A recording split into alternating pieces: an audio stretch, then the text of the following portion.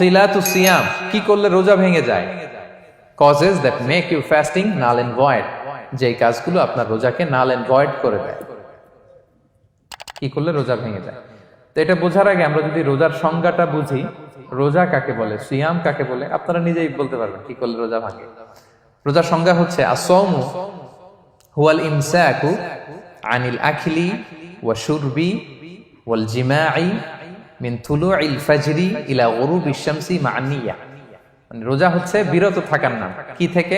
খাওয়া থেকে, পান করা থেকে, ফিজিক্যাল ইন্টিমেসি থেকে স্ত্রীর সাথে, সকাল থেকে শুরু করে, ফজর থেকে শুরু করে ইলা গুরুবিশ শামস মানে সানসেট পর্যন্ত, সূর্যাস্ত পর্যন্ত মা নিয়তের সাথে। ক্লিয়ার হয়ে গেছে না? রোজা হচ্ছে বিরত থাকার নাম। খাওয়া থেকে বিরত, পান থেকে, ফিজিক্যাল ইন্টারকোর্স থেকে, সকাল থেকে শুরু করে সন্ধ্যা পর্যন্ত নিয়তের সাথে। তো এই সংজ্ঞা থেকেই তো বোঝা যায় কি করলে, খেলে রোজা ভেঙে যায়, ড্রিঙ্কস করলে রোজা ভেঙে যায়, বিবাহিতরা দিনের বেলায় ফিজিক্যাল ইন্টিমেসিতে গেলে রোজা ভেঙে যায়। তো আমরা এবার পয়েন্ট আকারে শুনবো যে কি কি কাজ করলে। এখানে মৌলিকভাবে 3টা জিনিসের কথা বলা হয়েছে, কিন্তু আরো কিছু জিনিস আছে যেগুলো করলে আপনার রোজা ভেঙে যাবে। আসুন আমরা সেগুলো শুনি।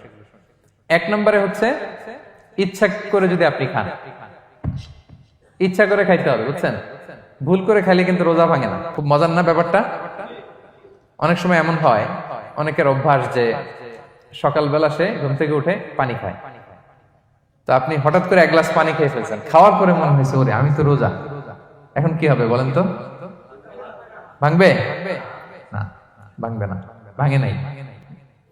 শুধু 1 গ্লাস পানি না, ভুলে যদি 1 প্লেট ভাতও খেয়ে ফেলেন, ভুলে, রোজা ভাঙবে না। তো রোজা অবস্থায় এত বড় ভুল অবশ্য কেউ করে না, কি বলেন? পানির এটা হয়ে যায়, তাও প্রথম 1, 2, 3 রোজায় হয় না? প্রথম 1 দিন, 2 দিন, 3 দিনে অনেক সময় এরকম হয় যে ভুল করে পানি খেয়ে ফেলে। তো ভুল করে যদি কেউ খায় তার রোজা ভাঙে না। অথবা জোর করে যদি কাউকে খাওয়ানো হয় রোজা ভাঙে না। ফোর্সফুলি খাওয়াইলে ভাঙে না, ইন্টেনশনালি যদি কেউ খায় রোজা ভেঙে যায়। ক্লিয়ার? 2 নাম্বার, ড্রিঙ্কিং ইন্টেনশনালি, যদি পান করে ইচ্ছাকৃত, রোজা ভেঙে যায়। 3 নম্বরে হচ্ছে ফিজিক্যাল ইন্টারকোর্স, দিনের বেলায় যদি ফিজিক্যাল ইন্টিমেসিতে যায় হাজব্যান্ড ওয়াইফ এবং দেহ থেকে যদি সিমেন আউট হয় রোজা ভেঙে যায়। তবে ইচ্ছাকৃত যদি আপনি রোজা ভাঙেন, এটা বড্ড ভয়ঙ্কর প্রিয় ভাইরা। এটা খেয়াল করে মনে রাখবেন যে ইচ্ছা করে রোজা ভাঙার চেয়ে বড় স্পর্ধা আর হতে পারে না। কারণ এই রোজা রাখাটা কি রমাদানে ফরজ। আপনি যদি ফরজ ইচ্ছা করে ভাঙেন তাহলে শুধু কাজা করলে হবে না, কাফারা দিতে হবে। কে দিতে হবে? তাহলে আমরা জানছি কাজা, আমরা জেনেছি ফিদিয়া, এবার নতুন একটা টার্ম শুনলাম, এটা কি? কাফারা। ইচ্ছা করে রোজা ভাঙলে কাফারা দিতে হবে। এন্ড হোয়াট ইজ কাফারা? কাফারা হচ্ছে টানা 2 মাস রোজা রাখা একটার জন্য। পারবেন? রমজানেরটা রাখতে তো খবর হয়ে যায়, কি বলেন? ইচ্ছা করে যদি কেউ রোজা ভাঙে তার কাজা কাফারা 2টাই লাগবে। কাজা মানে কি? একটা রোজার জন্য একটা রাখা, আর কাফারা 2 মাস 60টা রোজা রাখা। 60 খবর আছে। কিন্তু আপনি ইচ্ছা করে যদি রোজা ভাঙেন, এটার জন্য কাজা করলেন, একটা 60টা রাখলেন, মোট 61টা রাখার পরেও রমাদানের যে রোজা, এটার ফজিলত কি আপনি পাবেন? এটা আপনি পাবেন না। এটা বড্ড ভয়ঙ্কর। আমরা যেন ইচ্ছা করে কেউ রোজা না ভাঙি। এই ইচ্ছা করে যদি কেউ রোজা ভাঙে অথবা ইচ্ছা করে দিনের বেলায় যদি কেউ ফিজিক্যাল ইন্টারকোর্স করে, তখন তার কাজাও করা লাগবে, কাফারাও করা লাগবে। এই ভুল যেন আমরা কখনো না করি, মনে থাকবে। এবার একটা মজার হাদিস শোনেন, সহিহ বুখারী। এক সাহাবী দৌড়ে এসে রাসূল সাল্লাল্লাহু আলাইহি ওয়াসাল্লামকে বলতেছে, ইয়া রাসূলুল্লাহ হালাকতু ইয়া রাসূলুল্লাহ, হে আল্লাহর রাসূল আমি তো শেষ। সাহাবী বলতেছে, ইয়া রাসূলুল্লাহ আমি তো শেষ। তুমি শেষ, কি হয়েছে তোমার? রাসূল সাল্লাল্লাহু আলাইহি ওয়াসাল্লাম বললেন, ওয়ামা আহলাকাক, তুমি কেন, কি সমস্যা? হালাকতু ইয়া রাসূলুল্লাহ লিটারাল মিনিং হচ্ছে, ইয়া রাসূলুল্লাহ আমি তো ধ্বংস হয়ে গেলাম। রাসূল বললেন, কি হয়েছে, কিভাবে ধ্বংস হইলাম? তো সাহাবী বললেন, ওয়াকাআতু আলা ইমরাআতি ফি রমাদান, আমি রমাদানের দিনের বেলায় আমার স্ত্রীর সাথে ফিজিক্যাল ইন্টারকোর্স করে ফেলেছি, আমি তো শেষ, ইয়া রাসূলুল্লাহ আমারে বাঁচান। তারপর রাসূল সাল্লাল্লাহু আলাইহি ওয়াসাল্লাম বললেন, হাল তাজিদু মা কা'তিকু রাকাবা, তুমি কি একটা দাস আজাদ করতে পারবে? কাফারার মূল বিধান হচ্ছে দাস আজাদ করা, অথবা 60টা রোজা রাখা, অথবা 60 জনকে খাওয়ানো। ওকে, তো রাসূল সাল্লাল্লাহু আলাইহি ওয়াসাল্লাম বলতেছে, তুমি কি একটা দাস আজাদ করতে পারবে? উনি বলল, না, আমার তো এই সক্ষমতা নাই, আমি পারবো না। তো রাসূল সাল্লাল্লাহু আলাইহি ওয়াসাল্লাম বললেন, ফাহাল তাস্তাতিউ আন তাসুমা শাহরাইনি মুতাতাবিআইন, তাহলে টানা 60 দিন রোজা রাখতে পারবে? বলতেছে, লা ইয়া রাসূলুল্লাহ, এটাও আমি পারবো না, 60 দিন রোজা রাখা আমার পক্ষে সম্ভব না। এরপর রাসূল সাল্লাল্লাহু আলাইহি ওয়াসাল্লাম বললেন, ফাহাল তাজিদু মা তুতঈমু 60 মিসকিনান, তাহলে 60 জনকে খাবার খাওয়াইতে পারবে? বলতেছে, না, এটাও পারবো না। তো কোনোটাই সে পারবে না। এবার উনি বসে রইলেন। ফাউতিয়া বিআরাকিন ফিহি তাম, হঠাৎ করে রাসূল সাল্লাল্লাহু আলাইহি ওয়াসাল্লামের কাছে এক ঝুড়ি খেজুর আসলো। এবার রাসূল সাল্লাল্লাহু আলাইহি ওয়াসাল্লাম বললেন, সেই লোক কোথায় যে কিছুই করতে পারবে না, একে ডাকো। এবার আসলেন। এবার রাসূল সাল্লাল্লাহু আলাইহি ওয়াসাল্লাম বললেন, তুমি দাসও আজাদ করতে পারবে না, 60 দিন রোজা রাখার নিয়ম এটাও পারবে না, 60 জনকে খাওয়ানো এটারও সক্ষমতা নাই, তাহলে এই যে এক ঝুড়ি খেজুর আসছে আমার কাছে, সাদাকার খেজুর, যাও এটা তুমি দান করে দাও আল্লাহর রাস্তায়। এবার উনি বলতেছে, আলা আফকারা মিন্না ইয়া রাসূলুল্লাহ, আমার চেয়েও গরীব কাউরে দান করব?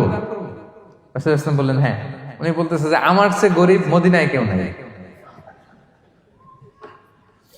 উনি বললেন, ফামা বাইনা লাবাতাইহা আহলু বাইতিন আহওয়াজু ইলাইহি মিন্না ইয়া রাসূলুল্লাহ, এই মদিনায় আমার চেয়ে গরীব, মানে এটার প্রতি মুখাপেক্ষী আমার চেয়ে বেশি কেউ আর নাই। ফাদাহিকান নবী সাল্লাল্লাহু আলাইহি ওয়াসাল্লাম, রাসূল সাল্লাল্লাহু আলাইহি ওয়াসাল্লাম এই কথা শুনে হেসে দিলেন। হাত্তা বাদাত আনিয়াবু, রাসূল সাল্লাল্লাহু আলাইহি ওয়াসাল্লামের চোয়ালের দুই পাশের দাঁত দেখা গেল। রাসূল সাল্লাল্লাহু আলাইহি ওয়াসাল্লাম সাধারণত হাসতেন না, দেহেক যেটা এটা খুব কম হাসতেন না, তিনি তাবাসসুম যেটা স্মাইলিং মুচকি হাসতেন, ওটাতে দাঁত দেখা যায়। কিন্তু এই লোকের কাণ্ড দেখে, এই সাহাবী রাদিয়াল্লাহু তাআলা আনহুর কাণ্ড দেখে রাসূল সাল্লাল্লাহু আলাইহি ওয়াসাল্লাম হাসি আর থামে রাখতে পারলেন না। ফাদাহিকান নবী সাল্লাল্লাহু আলাইহি ওয়াসাল্লাম, রাসূল সাল্লাল্লাহু আলাইহি ওয়াসাল্লাম এমন হেসে দিলেন যে ওনার দাঁত দেখা গেল, এরকম হাসি উনি হাসেন না। এরপর রাসূল সাল্লাল্লাহু আলাইহি ওয়াসাল্লাম বললেন, কি আর করা, যাও, ইযহাব ফাআতঈমহু আহলাক, যাও নিয়ে তোমার ফ্যামিলিতে খাও। করছো তুমি বড় ভুল, এখানে কাফারা দিতে হবে, 60টা রোজা রাখা, দাস মুক্তি, 60 জনকে খাওয়ানো, কিছুই পারবা না। আসলো খেজুরের বক্স, তোমার সাহায্য করার জন্য দিলাম, যাও এটা সদকা করো। এখন তুমি বলতেছো তোমার চেয়ে গরীব আর মদিনায় কেউ নেই, তো কি আর করা, যাও তুমি খাও। তো এই মজার হাদিসটা এই কাফারা রিলেটেড হাদিসের মধ্যে এসছে। তো যদি আপনি ভুল করে, আপনি যদি ইন্টেনশনালি ইচ্ছা করে যদি রোজা ভেঙে ফেলেন, প্রিয় ভাইরা, এটা কিন্তু বড্ড ভয়ঙ্কর। এটার জন্য আপনার কাফারা দিতে হবে, 60টা রোজা রাখতে হবে। এটা যদি না পারেন, 60 জনকে খাওয়াতে হবে। কোনোটাই তো সহজ না, কি বলেন? অনেক ব্যয় সাপেক্ষ। গেল 3টা গেল। আর কি করলে রোজা ভেঙে যায়? ইচ্ছা করে যদি বমি করে রোজা ভেঙে যাবে, তবে অনিচ্ছা সত্ত্বে বমি আসলে রোজা ভাঙে। ক্লিয়ার? রাসূল সাল্লাল্লাহু আলাইহি ওয়াসাল্লাম বলেছেন, মান দারাআহুল কাইউ আই গালাবাহু ফালাইসা আলাইহি কাদা, কেউ যদি অনিচ্ছাকৃত বমি আসে কাজা করা লাগবে না। ওমান ইস্তাকা, কেউ যদি ইচ্ছা করে বমি করে আমদান ফালিয়াহদি, সেজন্য এই রোজাটা কাজা করে। আচ্ছা, 5 নাম্বার হচ্ছে আল ইস্তিমনা, মানে মাস্টারবেশন, হস্তমৈথুনের মাধ্যমে কেউ যদি সিমেন আউট করে তাহলে তার রোজা ভেঙে যাবে, এবং এটার জন্য কাজা কাফারা দুইটাই লাগবে। 6 নাম্বার স্মোকিং। স্মোকিং যদি রমাদানে কেউ করে, রোজা কিন্তু শেষ। এদিকে আমার মাসালা শেখায় না নতুন করে, অনেকে অনেক ডানে বায়ে মাসালা করে যে হুজুর এটাতে এই, ওটাতে, এটা তো ধোঁয়া, এটা তো এই না। স্মোকিং করলে আপনার রোজা ভেঙে যাবে, কারণ এটার মধ্যে এমন পার্টিকেল থাকে যেটা আপনার ভিতরে চলে যায়, সো আপনার রোজা ভেঙে যাবে। খবরদার স্মোকিং করবেন না। 7 নাম্বারে আপনি যদি নাকে ড্রপ দেন, রোজা রাখা অবস্থায় নাকে ড্রপ দেওয়া যাবে না। হ্যাঁ, নাক হচ্ছে gateway to reach in the stomach, এটা স্টোমাকে পৌঁছার একটা গেটওয়ে। আপনি নাকে ড্রপ দিলে দেখুন কিছুক্ষণ পরে গলায় একটা তেতো তেতো ভাব অনুভব হয়, আস্তে করে এটা স্টোমাকে চলে যায়, আপনার রোজা ভেঙে যাবে। নাকের ড্রপ এটা রাতে, সন্ধ্যা থেকে শুরু করে সাহুর খাওয়া পর্যন্ত। আচ্ছা, এজন্য রমাদানে কিন্তু অজু করার সময় নাকে পানি দিতে সাবধান।